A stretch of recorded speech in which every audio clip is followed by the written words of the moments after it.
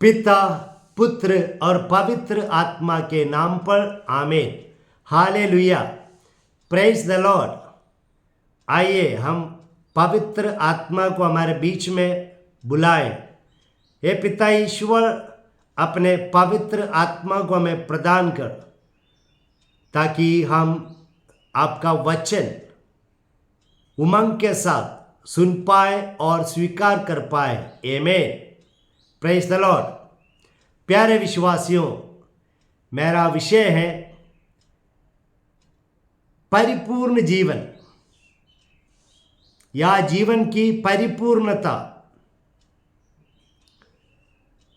जैसे कि संत योहन के सुसमाचार अध्याय 10 वाक्य 10 में यीशु कहते हैं, मैं इस दुनिया में इसलिए आया कि समस्त मानव जाति जीवन की परिपूर्णता हासिल करे। मैं परिपूर्ण जीवन देने के लिए इस दुनिया में आया हूं। Hallelujah, praise the Lord. परिपूर्ण जीवन का मतलब क्या है? परिपूर्ण जीवन हमें कब प्राप्त होती है? यीशु के जीवन में हम देखें, परिपूर्ण जीवन का अनुभव यीशु ने किया और हमेशा रहा। वचन में कहते हैं, कोलोसे के नाम संत पौलुस का पत्र अध्याय 1 वाक्य 19 में कि प्रभु ईसा मसीह में ईश्वर का सानिध्य उसकी परिपूर्णता में रही। ईश्वर का परिपूर्ण सानिध्य प्रभु यीशु में था। कोलोसे के नाम पत्र में अध्याय 2 वाक्य 9 में भी यही हम देखते हैं कि ईश्वर की परिपूर्णता प्रभु यीशु में था। हालेलुया। और लूकस के सुसमाचार अध्याय 4 वाक्य 1 और वाक्य 14, वहां पर हम देखते हैं प्रभु यीशु मसीह पवित्र आत्मा से परिपूरित हो गए, परिपूर्ण हो गए। तो कहने का तात्पर्य यह है, जब एक व्यक्ति ईश्वर से परिपूर्ण होता है तब व्यक्ति जीवन की परिपूर्णता हासिल करता है। Hallelujah, praise the Lord. इसलिए संत योहन कहते हैं, योहन का सुसमाचार अध्याय 1 वाक्य 16 में कि उनकी परिपूर्णता से, यीशु की परिपूर्णता से हमें अनुग्रह पर अनुग्रह या कृपा पर कृपा प्राप्त हुआ है। तो यीशु हमें वही देना चाहते हैं, क्योंकि जब एक व्यक्ति परिपूर्णता हासिल करता है तो वह व्यक्ति अपने जीवन के सबसे उच्च पद पर आ जाते हैं कि उनकी आत्म संतृप्ति जो है परिपूर्णता हासिल करती है।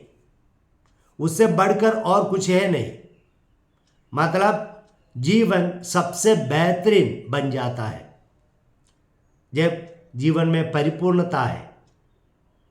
यह परिपूर्णता हम हासिल कर सकते हैं। जैसे प्रेरितगण, संतगण, उनके जीवन में अगर हम देखें तो हमें ये मालूम होता है। संत पौलुस कहते हैं गैलेशियन 2:20 में कि मुझ में मैं नहीं बल्कि प्रभु ईसा मसीह जीवित है। तो संत पौलुस के जीवन में कौन भरा हुआ है? ईश्वर का सानिध्य वहां पर भरा हुआ है। पेतरुस भी ये कहते हैं प्रेरित चरित्र अध्याय 3 वाक्य 6 में, मेरे पास सोना चांदी है नहीं बल्कि मेरे पास ईश्वर है। मेरे अंदर ईश्वर कूट कूट भरा हुआ है। तो यही स्थिति हम लोग हासिल कर सकते हैं। वचन में कहते हैं ईश्वर की इच्छा यह है कि जैसे कि कोरिन्थियोस का पहला ग्रंथ अध्याय 15 वाक्य 28, दैट गॉड में बी ऑल इन ऑल, समस्त मानव जाति में ईश्वर भर जाए। कोलोसे के नाम पत्र में अध्याय 3:11 में कि समस्त मानव जाति में प्रभु ईसा मसीह का सानिध्य हो जाए, भर जाए, तब हमारा जीवन सबसे सुंदर बन जाता है। Hallelujah, praise the Lord. So परिपूर्ण जीवन हासिल करने के लिए हम लोग को क्या करना चाहिए? जैसे हम देखते हैं संत पौलुस ने क्या किया, सब कुछ छोड़ दिया, त्याग दिया। पेतरुस ने क्या किया? सब कुछ छोड़ दिया, त्याग दिया, यहां तक अपने अहम को भी, खुद को भी त्याग दिया। हाँ, एक सब कुछ त्यागना, यहां तक खुद को भी त्यागना एक प्रसव पीड़ा के बराबर है, आध्यात्मिक प्रसव पीड़ा। तो पवित्र आत्मा के साथ हम कर सकते हैं, पवित्र आत्मा की शक्ति और सामर्थ्य के साथ हम ये कर सकते हैं।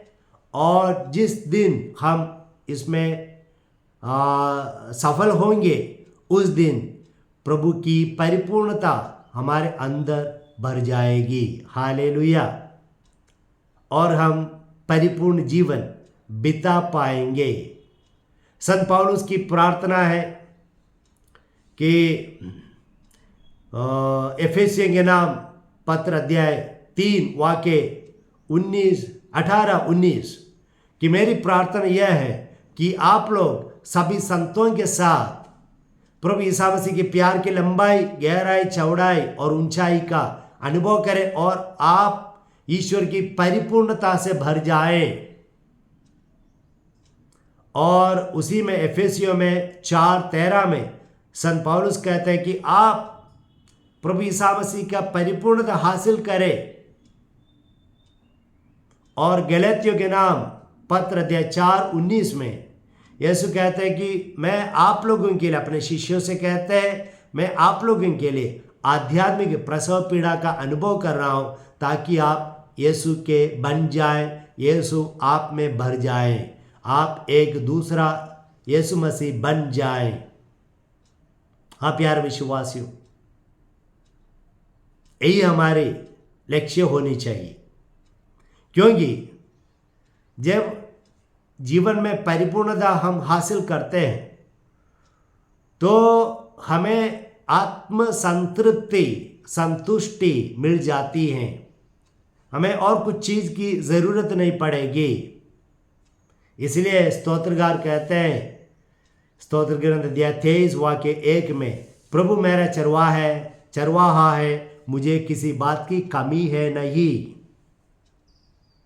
सेंट तेरेसा ऑफ आविला सेज, मुझे यीशु मसीह काफ़ी है, यीशु ही मुझे काफ़ी है और कुछ मुझे नहीं चाहिए। ईश्वर की अभिलाषा यह है कि हम ईश्वर के सानिध्य से भरकर एक परिपूर्ण जीवन बिताएं। तो इसलिए उसके लिए हम निरंतर कोशिश करते रहें। प्रभु आप लोगों को अनुग्रह प्रदान करे। आमीन।